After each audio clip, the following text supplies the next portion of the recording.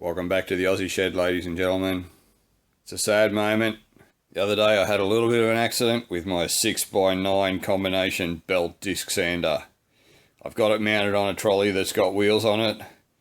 I just moved it. I had the wheels unlocked. I walked past and bumped it with my hip. I didn't see that I'd bumped it. It rolled out of the shed, down the driveway, into the garden, and flipped over. This piece up here is what normally mounts all the gear.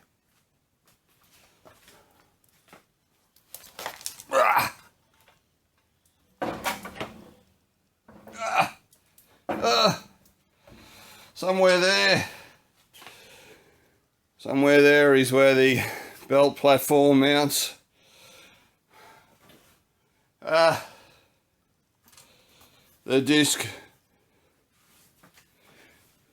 The disc used to mount somewhere like this,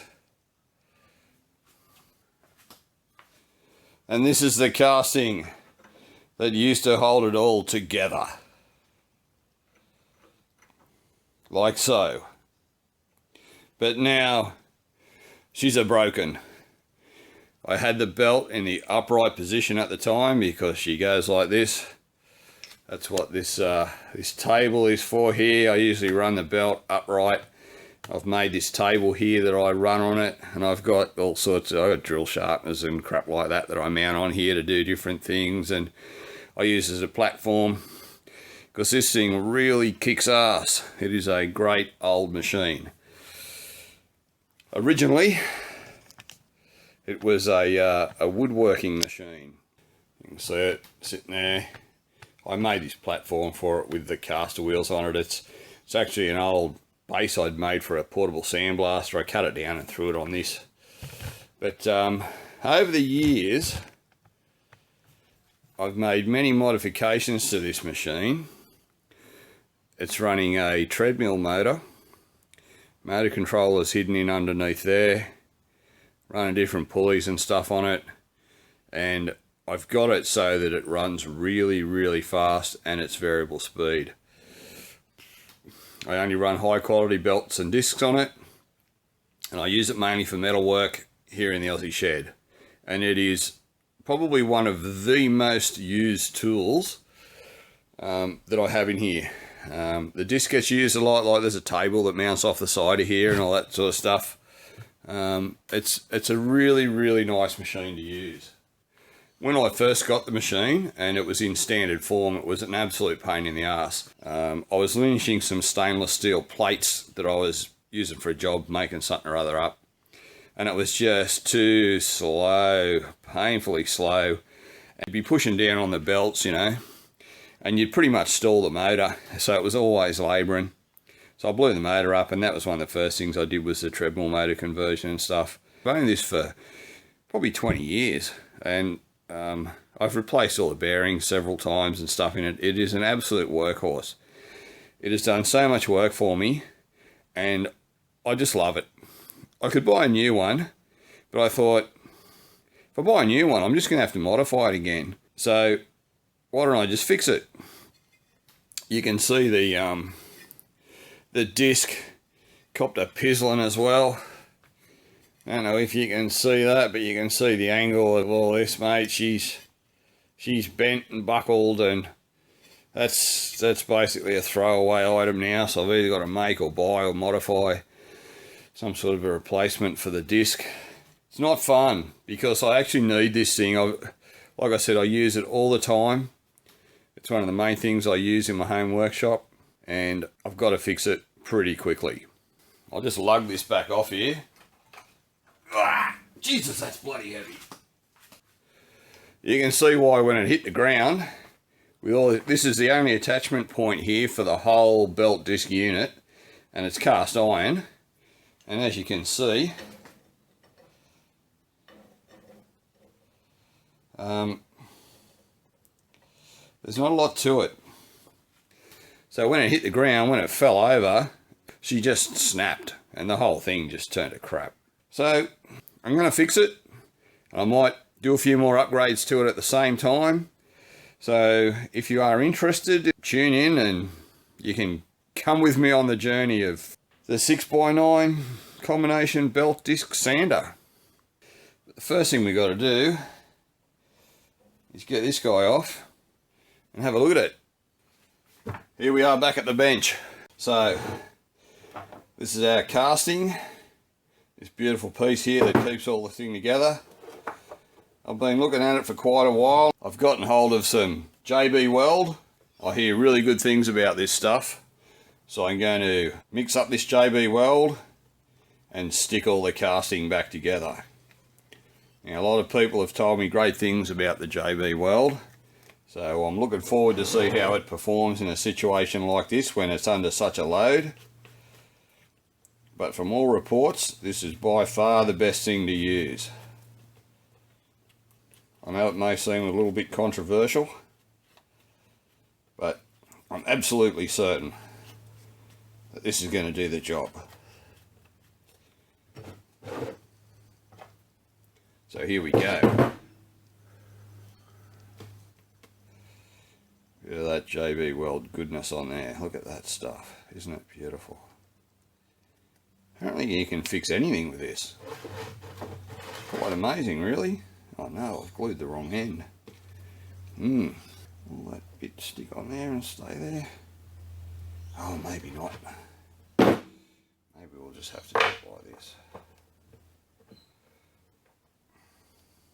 Oh, that doesn't go there. It goes there. Ah. Alrighty.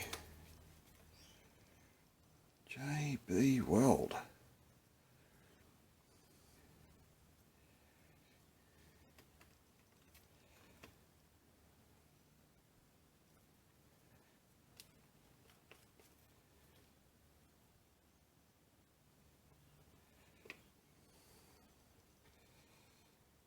Look at that. Oh look, isn't that going together well? That looks fantastic. A little bit oozing out of the side, so you know you've got a really good amount on there if it starts coming out everywhere. Focus, baby, focus. Come and see my JB Weld goodness. So we'll let that harden up and take another look at it. 10 minutes has now passed, ladies and gentlemen. I think I might just start cleaning this up with a knife, and once she's all hardened up, we'll take it back over to the machine and refit it and see how it is.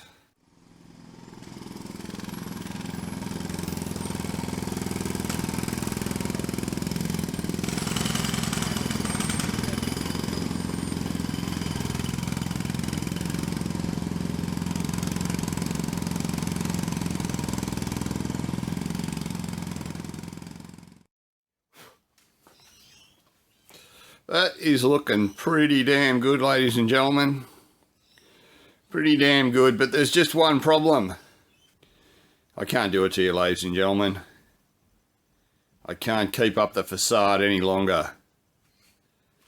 I'm actually just shitting you. I've glued it back together to make a template out of it. We have standards here in the Aussie shed. And JB Weld just doesn't cut it. Come on. Come on. How many of you people out there, don't be shy, put your hands up. Who thought I was fair dinkum? Who thought I was going to JB Weld this back together and then put it back on the machine and expect it to last? I know somebody did. I know somebody did. If you did, that's it. Just unsubscribe now. I don't want you here. So this is the real plan. The real plan is I'm going to make a new piece. This is some 100 by 12 mild steel flat bar. I am just going to cut this shape out. It doesn't actually need to be cut out that much. They've kind of gone a bit crazy on the original piece, which makes it quite weak. And I'll just cut it off, weld another piece to form the corner, put a little bit of a brace in it, reproduce it, give it a coat of paint, and that'll get me a new piece. And it should be a little bit more impact resistant than the cast iron if I should ever drop it again, which, oh, I hope I'm never that stupid, but there's a good chance I will be.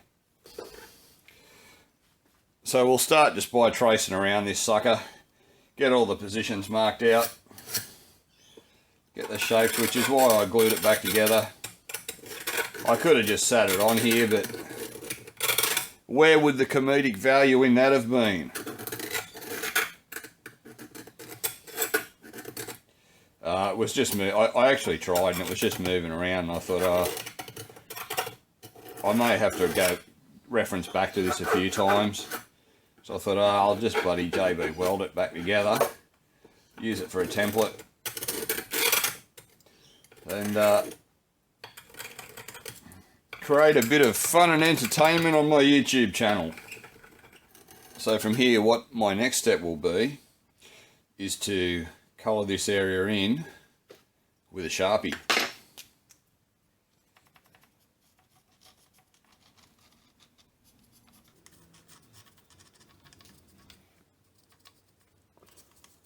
Now that this is filled in with the Sharpie, what I'm going to do is take this off, and I'm going to measure the piece that bolts in through this to get an accurate dimension of the distance between the two bolts that slide around in this area to give you your adjustment as the thing tilts over. Because this piece being cast isn't really very accurate. These slots have been made overly large to compensate for the kind of crappy casting, so that the bolts will still move freely even though they don't line up exactly right. So I'm just going to try and do a little bit better than the original, this original piece. And how I'm going to do that is I'm going to measure the actual thing that goes onto it and see whether it coincides with the radius and the distance, the centerline distance between the bolts that pivot around in there. So as you can see, this is the belt sander section of the belt and disc sander. This is probably the main component that I actually use, and that's generally the position that I use it in. I only use it flat when I'm trying to linish some flat plates, and you can see if I just zoom in down here, that is what mounts onto the section here. So that's basically how it sits.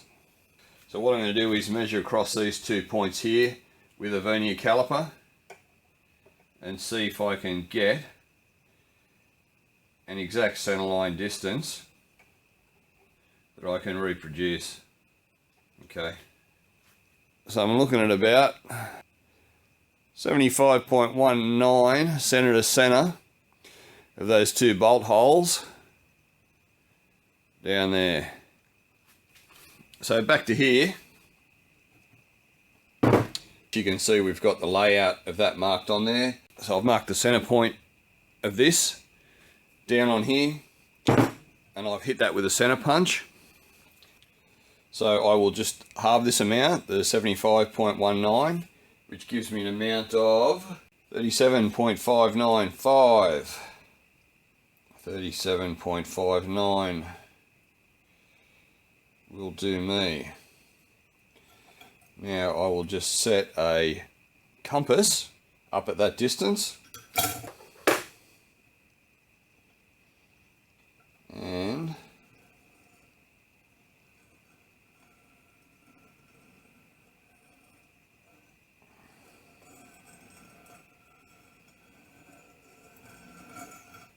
draw out our circle. Alrighty, so you can see one side is quite centered in the Sharpie marks and the other side is not, which is where the discrepancies are on the cast piece. So we will use our line to center punch along to give us positions to start drilling holes to create the radius. Once I have the holes drilled along here, I'll keep them as close as I can. I'll probably run an end mill down between them, and then possibly clean it up with a die grinder or a hand file. And once I know I've got these radiuses correct, I'll drill the center out and then I'll cut it to length. I won't actually cut it to length until I know it's right, because if I fuck it up, I can always cut that off and start again, whereas if I've cut it to length, I'm kind of screwed. These are the bolts that I used in the machine, which go through here. You can see the flats locate on there, and this is where they're done up. Now, the bolts themselves are about, from flat to flat, they're about 9.3. So taking in account the radius that they'll be slightly turning on, I probably need about a 9.5 millimeter drill. And the existing slots, they vary. They're all, in places they're almost 12 millimeters wide. See, that's 11.8, yeah, 11.5, 12, 12.2. Yeah, so the slot is quite oversized. So what I think I'll do is I'll go at it with a 9 millimeter drill or something just over 9 and run those holes in and try and keep this as tight as I possibly can and as neat as I possibly can, so we get a smooth, and this was never smooth, by the way. Transitioning the belt from vertical to horizontal was always a massive pain in the ass with this. You would loosen it off and you had to just jiggle and jiggle it to try and get it around. It was definitely not a smooth transition, and that was a real pain in the bum. So hopefully my slots will give me something that's a smooth transition. That's what I'm certainly hoping for anyway. So like any repair work that you do, you try to make the most of it so that all the work that you're putting in isn't just a repair. You're actually trying to make improvements on the component if you possibly can on something like this. Just being able to correct that awkwardness of moving it from the vertical to horizontal position. If I can do that, I will be absolutely stoked.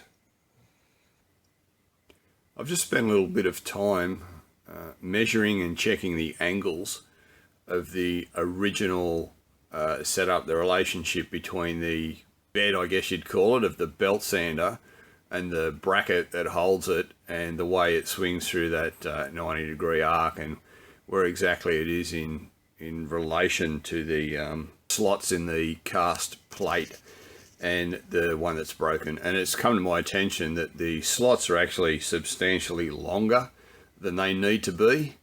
So I'll remark, as part of the remarking of the new plate that I'm building, I will only mark it out where it needs to go. Once again, it'll help make it a little bit stronger by only taking out what we need to take out. Whereas obviously with something that's cast like this, mate, they just make it big and sloppy and then just rely on the bolts holding it together. I knew this would be like this. As I say, it was a pain in the ass to move it through its rotation, and it always went too far in both directions unless you clamp the bolts up or set it against the stop. So this should definitely help.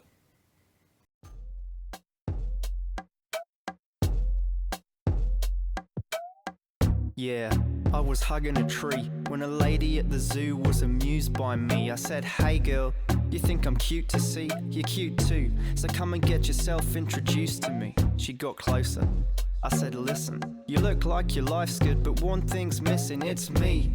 I might be the wrong species, but love accommodates for many different niches. So don't let it trouble you. I may be an animal, but I'm a fanatical cuddler. She wanted to snuggle. I told her I'd love to. I said I'd climb down, then I'd come and climb up her. I wanna ride up on your back like a rucksack. What's that? You like my tummy? Wanna touch that? Tickle it. My first soft, come and jiggle it. I'll wrap my paws around till you're in the thick of it. Yeah, I wanna squeeze you nice and tight, then hug a little harder, and love you like a sunlight, then nap a little harder. Wanna hug you like koalas do. I love you, koala. Don't be taking pictures of the platypus, cause you will need your wrists for hugging me to bits. What flavour are your lips? Cause I don't want to risk a lick if they are anything other than eucalyptus. Yeah, but let me give you a hug. I wanna show you some love and nuzzle up in your bust. I may be a marsupial, but girl, you're beautiful. It doesn't matter that our genes are unsuitable. I'm not a bad, but I wanna get bare with you. Yeah, I wanna get bare with you. Whoa there, I don't wanna go there with you. I mean, I got bare hugs I wanna share with you. So snuggle up, cuddle bug, I'm done wooing, it's hot. Let's drop off in the dust, me and you in it together. We'll sleep, don't speak, don't ruin it. Stroke me softly and just keep doing it. As I squeeze you nice and tight, then hug a little harder and love you like koalas do. I wanna snooze in the sunlight, then nap a little harder. Wanna hug you like koalas do. I love you, koala. Yeah, I love you too, girl. Let's get some shut-eye.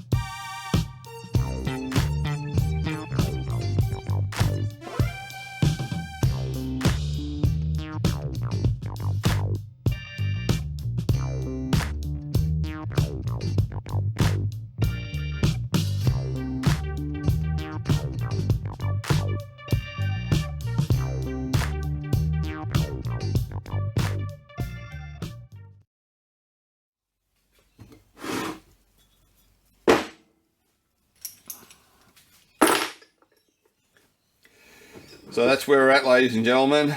That's our piece so far. You've just watched the footage of most of the machine processes that were involved in doing this. Pretty much everything there has just been done on the drill press. Now, you can see how that looks in there. There's a couple of different steps. And the reason I've stepped it is to keep a lot of the meat in place that has been removed on the original cast item, just for ease of manufacture, I guess. The hole doesn't need to be that big all the way through. As you can see with this guy, the slots aren't as long on my piece as they were here. They don't need to be any larger than this. And these are all the bits and pieces that I use to make it, as you saw me doing on the drill press. It's very hard for me to mill circles on something like this on the drill press, unless it's something round that I can put in a rotary table that I have, that I can then put under the drill press. So what I tend to do, if I can, in a particular situation, is I'll use a hole saw to define the outside edges of the round section. And as you can see here, these are just cheap tungsten carbide tipped hole saws from China that I got off eBay in various sizes. I've just bought various ones over the years as I've been doing particular tasks. So I've run the outside one, which is 42 millimeters. I've run it down to a depth of 3 millimeters. The next one, which is a 30 millimeter, I've run down 6 millimeters from the top, so it's 3 millimeters below this one. And then a 21 millimeter I've run all the way through. After I did that, I just used an 8mm end mill and just was able to guide it around by winding the wheels by hand on the cross slide table. It's already a 2 millimeter or so wide groove where the hole saws have been. It's quite easy to just run up to those and run the mill around without creating a mess of trying to do a circle with an end mill just by winding the hand wheels on the cross side table. So as you can see, it's turned out reasonably well. I've done this many times before on things to get a good circular hole that's needed a little bit of milling work done to it. So you can see the finish there is, it's suitable for the purpose that we have here. Okay, the slots aren't quite finished yet. They need a little bit more hand filing. As you saw in the footage, they were done just with a drill bit. So I marked it, center punched along, drilled holes all the way through, and then all I've done is use an end mill to take out the bits between the drill holes. And once again, it's very hard to, just using the hand wheels on the cross slide table, to do anything that's curved. So what I opted to do was, as I said, remove the bulk of the material that was left just with an end mill on the drill press. And once I got it to a point, I could then get a file in there and just start hand filing to give me that shape on both sides. And that's all there is to it. So as you can see, this is all the tools involved in reproducing this piece to this point. You would have seen me use the bandsaw just to cut this off to length, cut the corners off on this. Now typically what I would do is take it over to the disc belt sander, and I would just quickly round all these corners off to match this, and it would do it in 2 seconds flat. I don't have that machine at the moment because it's busted. So I will probably either just use a handheld grinder or a file or whatever and clean these up. So you can see the difference there, probably more, a bit better on the back. The relevancy of how much material I haven't needed to remove.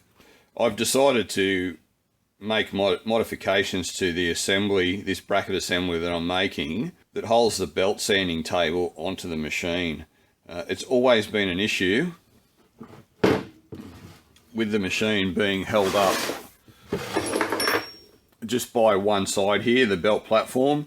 And the reason they attach it only on one side is because when you need to do a belt change, the belt has to slide off this way, so there can't be anything on this end, otherwise it makes it impossible to do belt changes. So what I've devised a bracket that I can use with a removable section that'll actually support the belt platform on the other side as well, and have a small piece that you have to remove to take the belt off. The main reason being I have quite a large welded steel table that I've adapted to the machine that I use to grind all sorts of stuff on, and it's quite heavy itself, and I do actually put some quite heavy pieces of steel on it sometimes, and I've always thought it was a bit much, this piece to be holding up anyway. So realistically, it was probably only a matter of time before this piece actually broke under the weight of the machine anyway, regardless of its trip into the garden. So I think what I'll do is call it here. I'd say we're probably somewhere around half an hour.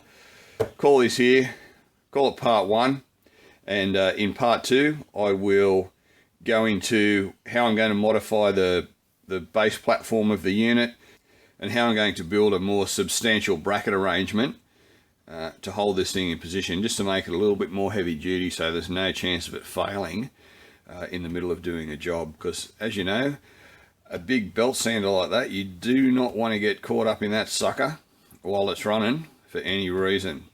And I'm also going to be modifying the base that it all mounts onto. I've got big plans for that. It's going to look really good. It's going to be super functional. So stay tuned for episode 2 to follow the development of the 6x9 belt disc sander into something that is even more awesome than it was before. Thanks for watching. Thumbs up from the Aussie Shed, and I'll see you on the next one.